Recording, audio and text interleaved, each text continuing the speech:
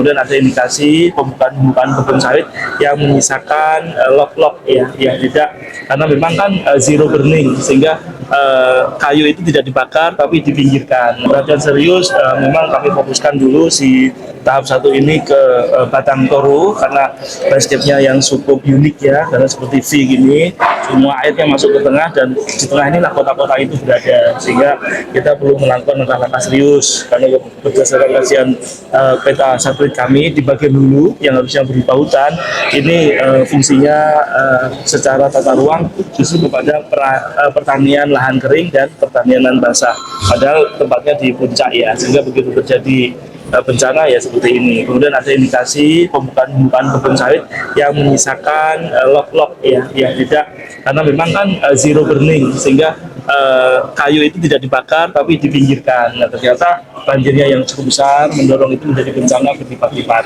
Ini juga kami akan cek. Jadi semua potensi akan kami cek.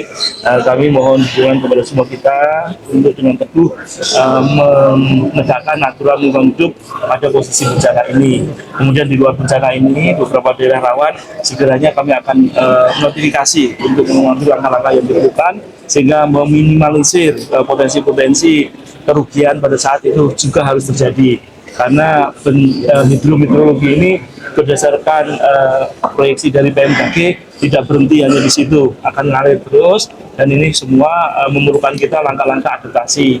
Langkah-langkah adaptasi harus kita kedepankan untuk menangani ini, meskipun langkah-langkah mitigasi tetap kita lakukan, tetapi langkah adaptasi yang selama ini agak ketinggal kita naikkan skalanya, sehingga bencana-bencana ini harus kita hadapi duluan daripada kita negosiasi iklim yang tidak berkesudahan. Yang ada di depan kita adalah bencana, karena kita di daerah tropis, pulaunya ada 17.000, kemudian berhadapan dengan dua samudra penting, maka itu potensi bencananya cukup sangat tinggi, sehingga adaptasi kita harus kita tingkatkan. Itu mungkin yang tadi kami lakukan. Iya Pak, Pak Menteri, mungkin penegasan sedikit Pak mengenai surat panggilan itu berarti maksudnya soal dugaan pembalakan liar itu ya Pak? Itu kan memperparah bencana ini. Jadi terkait liar dan tidak liar, kami tidak melihat itu. Silakan izinnya ada, tetapi kalau menimbulkan kerusakan lingkungan itu urusan Menteri Lingkungan Hidup. Ya, ini akan terus berkembang. Saat ini baru terdata 7 dari 8. 8-nya sebenarnya belum aktif, tapi kami akan dalami lagi. Jadi ini yang di Batang Toru ya. Tetapi tentu kita harus adil.